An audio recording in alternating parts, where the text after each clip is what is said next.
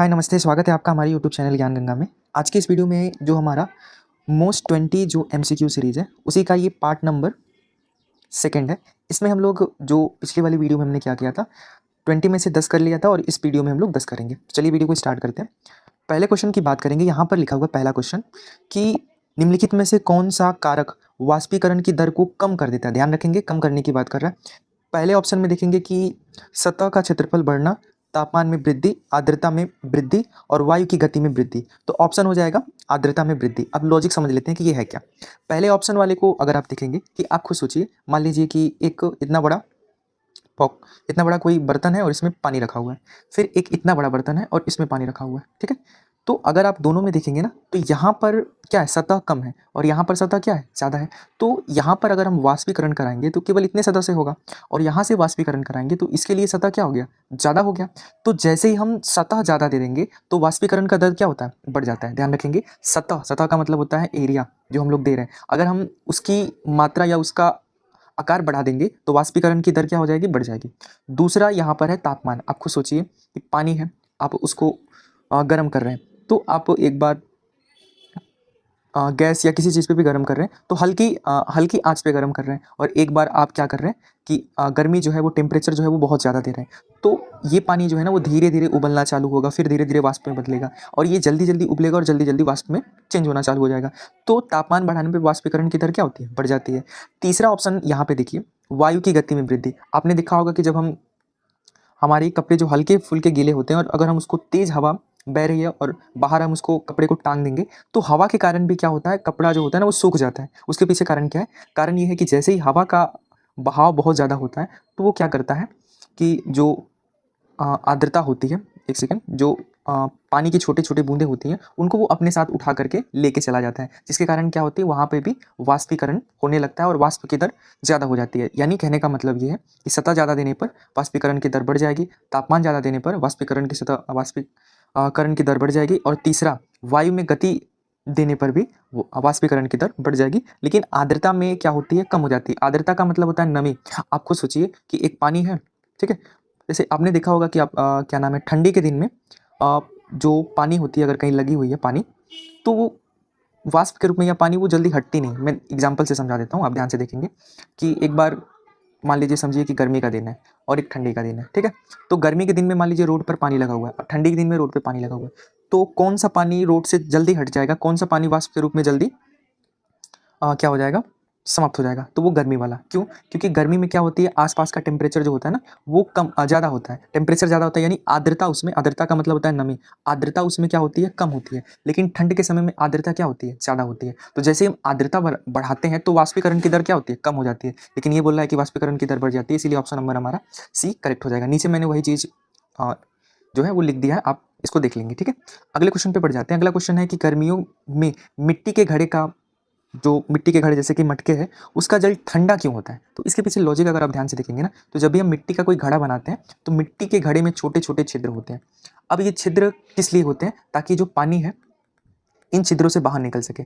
अब जब इन छिद्रों से पानी बाहर निकलता है ना, तो पानी बाहर निकल करके वो किस में जाता है, वायु में जाता है। और एक और चीज़ ध्यान रखेंगे, पानी बाहर निकल के ये वायु में जा रहा है ना, तो वायु में तभी जा पाएगा जब इस पानी को ऊर्जा मिलेगी, और ये ऊर्जा किस रूप में चाहिए, गर्मी के रूप में चाहिए, हीट के रूप में चाहिए। तो ये पानी जब मटकों से बाहर निकलती है तो इसको ऊर्जा मिलता कहाँ से, ये ऊर्जा क्या करती है, अंदर की जो गर्मी है, अंदर की जो पानी गर्म है उससे लेती है। तो उससे ये क्या ले रही है, गर्मी ले रही है, ऊर्जा ले रही है। तो उससे जब ऊर्जा ले रही है तो अंदर का पानी क्या हो जाएगा, ठंडा हो जाएगा। क्यों? क्योंकि अंदर जो ऊर्जा थी, उष्मा थी, वो क्या हो गई, बाहर निकल गई। क्यों? क्योंकि बाहर जो छोटे छोटे छिद्र हैं, इससे जो पानी बाहर निकले हैं वो कहाँ जाएंगे, वाष्प के रूप में जाएंगे। तो यही कारण है कि मटके में रखा हुआ पानी क्या होता है, वो सूक्ष्म छिद्रों से बाहर निकल के वाष्पीकृत होता है, जिसके कारण अंदर का पानी क्या होता है, ठंडा होता है। मैंने इधर नीचे लिख भी दिया, आप इसको पढ़ लीजिएगा, ठीक है। आगे हम अगले क्वेश्चन पे चलते हैं। तो अगला क्वेश्चन ये है कि गर्मियों में, एक सेकंड रुक जाइए, हाँ, गर्मियों में हमें सूती कपड़े क्यों पहनने चाहिए। उसके पीछे भी लॉजिक वही है कि सूती कपड़े क्या करते हैं, पसीने को अच्छी तरह से अवशोषित कर पाते हैं, यही कारण है, ठीक है। अगर आप ऑप्शन को भी देखेंगे तो आप आसानी से समझ पाएंगे कि क्या लॉजिक है, ठीक है। आगे क्वेश्चन नंबर 14 है कि लिखा है कि बर्फ से भरे गिलास की बाहरी सतह पर जल की छोटी छोटी बूंदें क्यों दिखाई देती हैं। तो इसका मैं लॉजिक बता देता हूँ। देखिए, मान लीजिए कि ये एक गिलास है, इसके अंदर बर्फ है, ठीक है।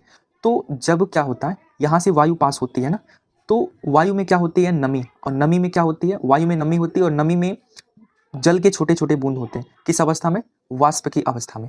तो जब ये नमी पानी से टकराती है तो ये जो बर्फ है इससे टकराती है, तो टकराने के बाद ध्यान रखेंगे, जब कभी भी वाष्पीकृत जल, गैस अवस्था की जल बर्फ से टकराती है तो वो संघनित हो जाती है। संघनित होने का मतलब एक जगह पे इकट्ठा हो जाती है, और ये गैस किस में चेंज होता है, द्रव में। यही जो द्रव में चेंज हुआ, गैस द्रव में चेंज हुआ है, यही क्या करता है, बर्फ के ऊपर छोटे छोटे बूंद के रूप में दिखाई देता है। समझ में आया। यहाँ लिखा भी गया है कि वायु में उपस्थित जल जलवाष्प ठंडी सतह के संपर्क में आकर संघनित हो जाती है और यही छोटे छोटे बूंदे के रूप में दिखाई देती है। तो संघनन का मतलब ध्यान रखेंगे, संघनन का मतलब क्या होता है कि जब जल के कण ठंडा होकर के क्या होते हैं, गैस अवस्था से द्रव अवस्था में बदलते हैं, इसी को हम क्या कहते हैं, संघनन कहते हैं। ठीक है। अगला क्वेश्चन ये है कि 100 डिग्री सेल्सियस तापमान पे जल और उसकी तापमान पर भाप में किसके द्वारा, एक सेकंड, इसको मैं दोबारा पढ़ देता हूँ, थोड़ा सा कंफ्यूज हो गया हूँ मैं। यहाँ पे लिखा है कि 100 डिग्री तापमान पर जल और उसकी तापमान पर भाप में किसके द्वारा जलने की तीव्रता अधिक महसूस होगी। आपको सोचिए, यहाँ पे एग्जांपल लीजिए, मान लीजिए कि एक पानी है, गर्म है, ठीक है। अब इसमें उंगली डालिए, और एक पानी है जिसमें से वाष्प निकल रहा है, आप इस वाष्प में उंगली डालिए, तो आपको क्या महसूस होगा कि पानी में उंगली जला लेकिन थोड़ा कम, जलन कम महसूस होगा। लेकिन जब वाष्प से आप जलेंगे ना तो क्या होगा, आपको गर्मी क्या होगी, ज़्यादा महसूस होगी। ठीक है। इसके पीछे लॉजिक क्या है, ध्यान रखेंगे, लॉजिक में बता देता हूँ। जैसे पानी कितनी डिग्री सेल्सियस पे उबलना चालू होता है, 100 डिग्री सेल्सियस पे, लेकिन जब वो वाष्प में बदलता है ना, तो वाष्प में बदलते समय ये जो वाष्प है उसमें 100 डिग्री सेल्सियस टेम्परेचर तो होगा, लेकिन साथ में इसके पास गुप्त उष्मा भी होती है। ठीक है। आपको सोचिए, इसके पास 100 डिग्री सेल्सियस टेम्परेचर भी है और साथ में क्या है, गुप्त उष्मा भी है, यानी एक्स्ट्रा है। और पानी जब उबलता है या फिर गर्म होता है तो उस समय उसका टेम्परेचर 100 डिग्री है, तो गर्म पानी 100 डिग्री और इसमें 100 डिग्री प्लस एक्स्ट्रा, तो इसीलिए हम वाष्प से हम ज़्यादा जल पाएंगे और जो पानी गर्म है उससे हम कम जलन होती है। वही लॉजिक है। ठीक है। यहाँ नीचे लिखा भी है, आप इसको पढ़ लेंगे। आगे हम क्वेश्चन नंबर 16 को देखेंगे। यहाँ लिखा है कि पदार्थ की चौथी अवस्था कौन सी है। देखिए, पदार्थ की 3 अवस्थाएं होती हैं, एक ठोस होता है, एक द्रव होता है और एक गैस होता है। और पदार्थ की 2 और अवस्थाएं होती हैं, उसमें से चौथी अवस्था क्या कहलाती है, चौथी अवस्था को हम प्लाज्मा कहते हैं। प्लाज्मा होता क्या है समझ लेते हैं। प्लाज्मा का मतलब कुछ नहीं है, अगर कोई चीज़ बहुत ज़्यादा उष्मा में है, उसमें बहुत ज़्यादा आयनिक गैस है, उसमें बहुत ज़्यादा हीट है, जैसे कि सूर्य और तारे तारे जो होते हैं बहुत ज़्यादा चमकते हैं और उनकी चमक में क्या होती है, बहुत ज़्यादा ऊर्जा होती है, तो वहाँ पर क्या पाए जाते हैं, प्लाज्मा पाए जाते हैं। ठीक है। इसी चीज़ को हम प्लाज्मा कहते हैं। आगे अगर हम क्वेश्चन नंबर 17 देखेंगे तो ये पूछा है कि 5वीं अवस्था कौन सी है। तो क्या कह रहा है, पदार्थ की 5वीं अवस्था ये क्या होती है, बोस आइंस्टीन कांस्टेंट। ये क्या होती है, पदार्थ की 5वीं अवस्था होती है। ठीक है। इसको 2001 में वैज्ञानिक थे, उनको नोबेल पुरस्कार मिला था। ठीक है। वही पूछ रहा है कि पदार्थ की 5वीं अवस्था बोस आइंस्टीन कांस्टेंट तैयार करने के लिए किन वैज्ञानिक को 2001 में भौतिकी का नोबेल पुरस्कार मिला। तो ध्यान रखेंगे, 2 वैज्ञानिक थे, एक थे एरिक कॉर्नेल और एक थे कार्ल बेमन। ठीक है। आप नीचे इसको पढ़ सकते हैं कि 1920 में सत्येंद्र नाथ बोस ने इसकी गणना की थी और आइंस्टीन ने भविष्यवाणी की थी, अत्यंत कम घनत्व वाली गैस सुपर लेम्बरेचर पर ठंडा करने पर क्या हो जाती है, बोस आइंस्टीन कांस्टेंट अवस्था मिलती है। ठीक है। अब इसको पढ़ लेंगे।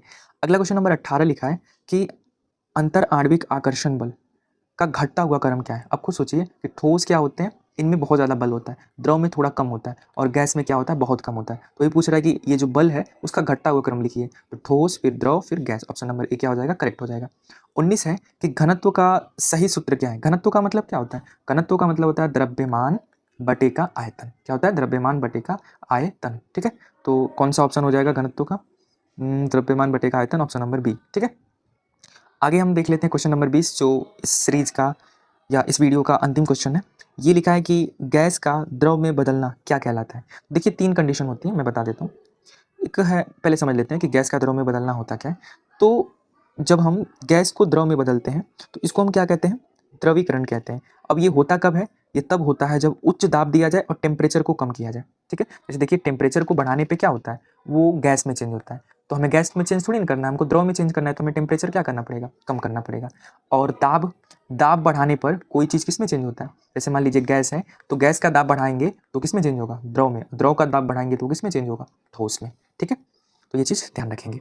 तो तो इस वीडियो को यहीं तक रहने देते हैं, मिलते हैं अगले वीडियो में, तब तक के लिए धन्यवाद। अगर आपको ये वीडियो पसंद आया हो, समझ में आया हो, तो ज्ञान गंगा यूट्यूब चैनल को सब्सक्राइब जरूर कीजिएगा। मेरा नाम विश्वजीत है। तो मिलते हैं अगले वीडियो में, तब तक के लिए धन्यवाद।